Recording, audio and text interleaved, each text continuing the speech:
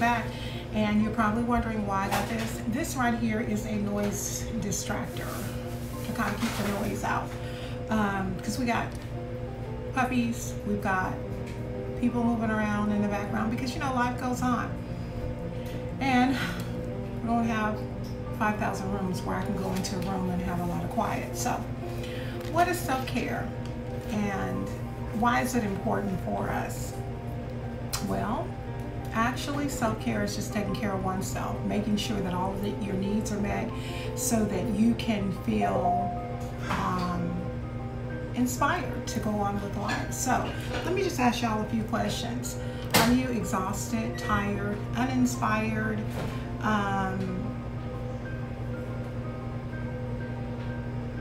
just having a problem trying to get through life day after day, day in and day out? If the answer is yes, let's talk about it. Oftentimes we're tasked daily with taking care of our minds. We have to take care of our minds. We have to take care of our bodies. We have to take care of our souls. And a lot of times we have so many other things going on. We're tasked with eating right and finding ways to reduce stress, and just taking time out for our own individual selves. A lot of times we don't have the time to do that. Many times practicing self-care is selfish, but if you need to be selfish in order to practice self-care, then you need to do it. A lot of times people find it hard because we're busy. We're busy with our everyday life, doing everything for everybody except ourselves. I mean, granted, you know, you might feed yourself because you have to feed yourself in order to live, but we have children, we have husbands, we have stressful jobs, we have stressful situations. Some of us are caregivers to our parents. Whatever the case may be, we're always going, we're always doing something, we always have something going on. We're being a taxi to our children. Whatever the case may be, you're probably often asking yourself, where and when am I gonna have some me time? The reality is you're gonna have to take it. Me time just does not come to you. Y'all see that coffee on my cup? Let me try this on. My husband gave this to me, y'all, and I have some little trippings, but oh well, it tastes good anyway. So oftentimes, you're just going to have to take the me time. You're gonna have to take it. And a lot of times that's the last thing that's on your agenda. You don't have time for yourself. You gotta take whoever to work. You gotta take whoever to basketball practice. You gotta take the other person to t-ball. You gotta take this one to dance. You have so much to do, but not a lot of time for yourself. There's always, always, always something to be done. And you are the person tasked with making sure that it gets done. So then we fall into the guilt of, I'm not doing enough for other people. I'm not being productive. I'm not being a good mom. I'm not being a good wife, because maybe one day you decided that you weren't going to cook, or I'm going to ask if my mother can go pick up Johnny, you know, from the daycare, or whatever the case may be. We fall in the guilt of thinking that we're not even worthy of taking the time to take care of ourselves. We need to begin to take better care of ourselves, because you know what? Honestly and truly, it is a priority. It's a priority to take care of you. If you don't take care of you, I don't want to say no one else will, but I will say this: there will come a time, if you don't take care of you, that somebody else will be taking care of you. And I don't think a lot of us want to be in that situation as of yet.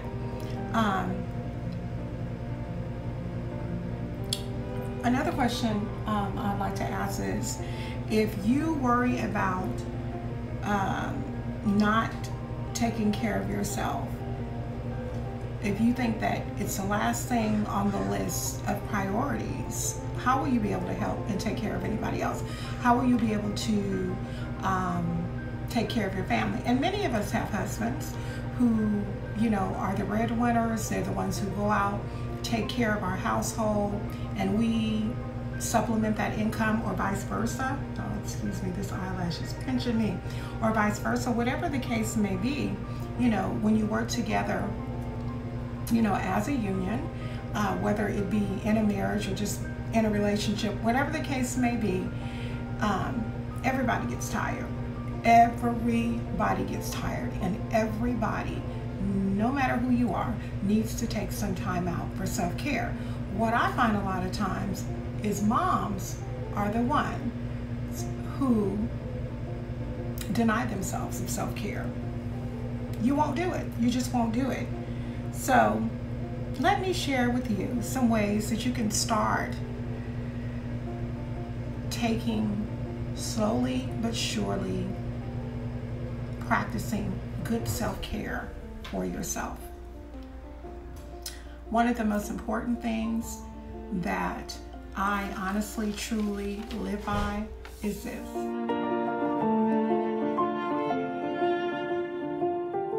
Making sure that you are getting good sleep.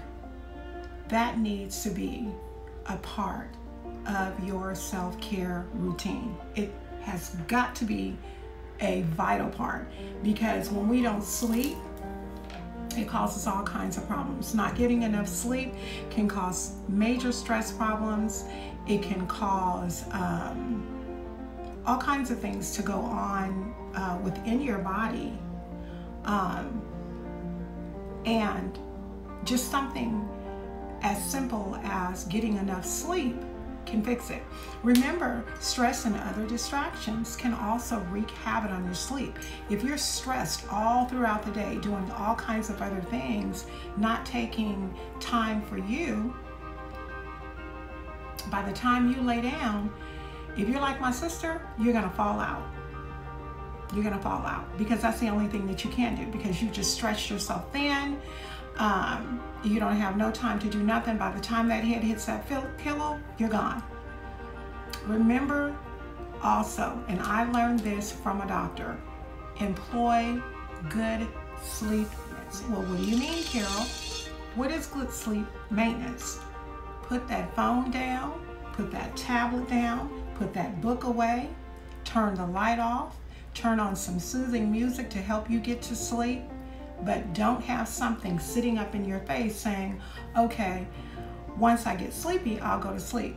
Good sleep maintenance means your sole desire is to go and get in that bed and to get some sleep. But you have to have good maintenance in doing it. Most of the time when we fall off to sleep right away, it's because we're so darn exhausted from all of the things that we've done throughout the day that we can't look at a tablet or a phone. I literally have seen my oldest sister. Granted, she is a single parent, and she does a lot for her children, and they are grown, but she does a lot for her children. She does a lot. My mother stays with her. She does a lot with my mother, and she's tired. I mean, just exhausted. She works full time. She's exhausted by the end of the day. I have literally seen my sister take her cell phone, look at her cell phone like so, and fall asleep right in her cell phone. Not good sleep maintenance at all. Lay your body down and go to sleep. Taking care of our body and ensuring that we're eating well is also good maintenance. We need to stop eating badly, whether it be sweets, whether it be too much coffee, whether it be too many fried foods, whether it be too many fatty foods, whatever the case may be, we need to do better with our eating. I pride myself, you guys, I'm a sweets fanatic. I'm the first one to tell you that. I love coffee. I have went down from drinking probably 10 plus cups of coffee down to 2. So I'm doing well. I'm doing better. But I pride myself on eating vegetables. Baby, probably, let me see, on an average, my percentage of vegetables in my diet probably would be 75-80% vegetables, and you feel so much better. You feel so much better. Many of us need to start exercising, not necessarily exercising at a gym, because a lot of people don't like to go to a gym, but go for a daily walk. If you don't want to go for a daily walk, when you get up in the morning, start stretching your body, stretch your legs, stretch your arms, stretch your back, you know, stretch from side to side. Have movement so that your body doesn't have a stiffness in it, you know, because you're not doing any type of movement. Me, on the other hand, not making up an excuse, but I deal with fibromyalgia, so working out, exercising, and all of that, it's not my thing. I used to walk. I can't even walk now because my feet bother me. But when I do get up in the morning, one of the things that I do is I have to stretch. I have to stretch. I don't have a choice but to stretch because my body is always so stiff. In addition to that,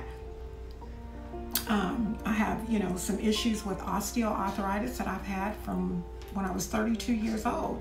So just taking care of our bodies is one very good point for self-care. You only get one, and they can give you replacements, but trust and believe that the replacements are not going to be as good as the ones that God initially gave you.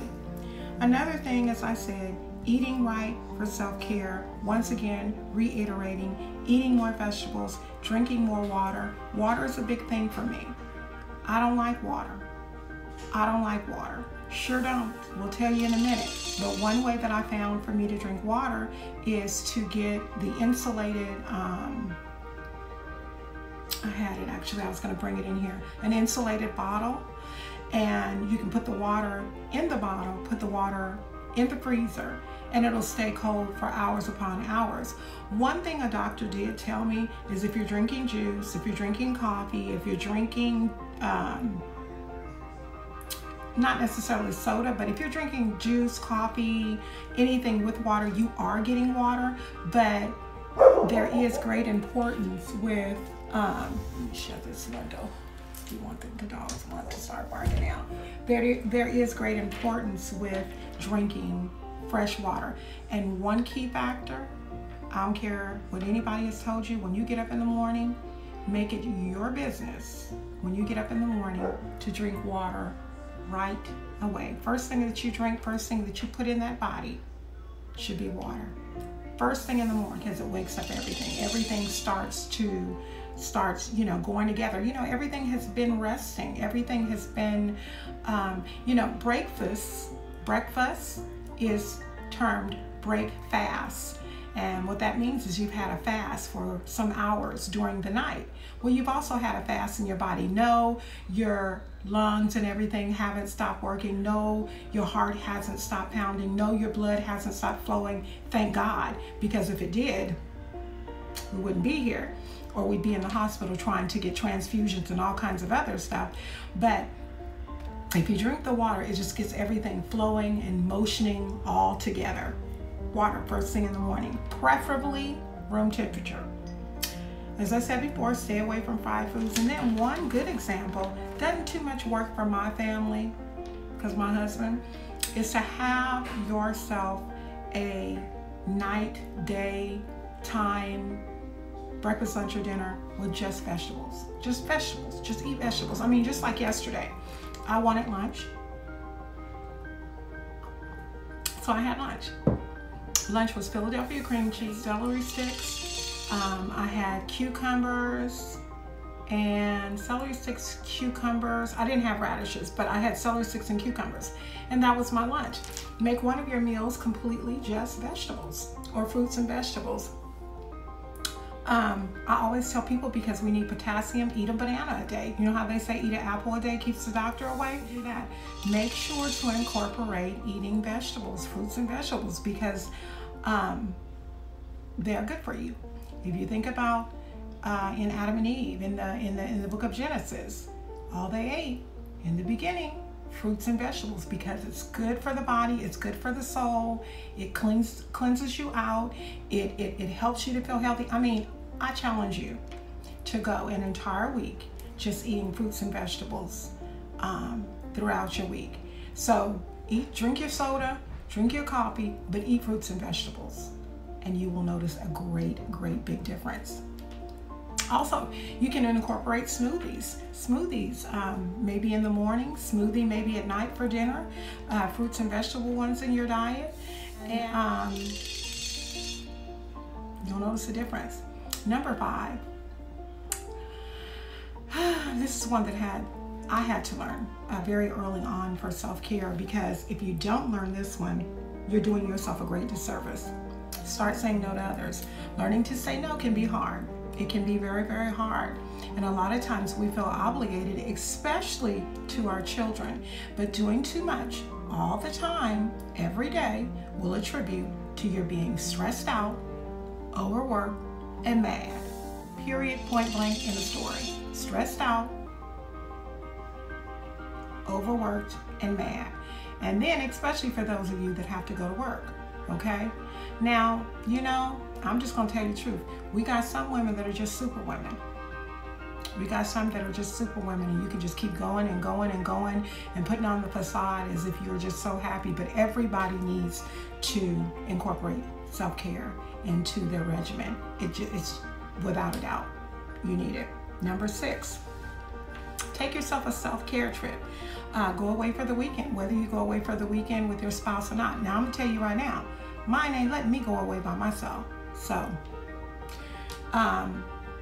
take a care day. You know, you don't necessarily have to take a weekend, but take a day in which you aren't gonna do anything.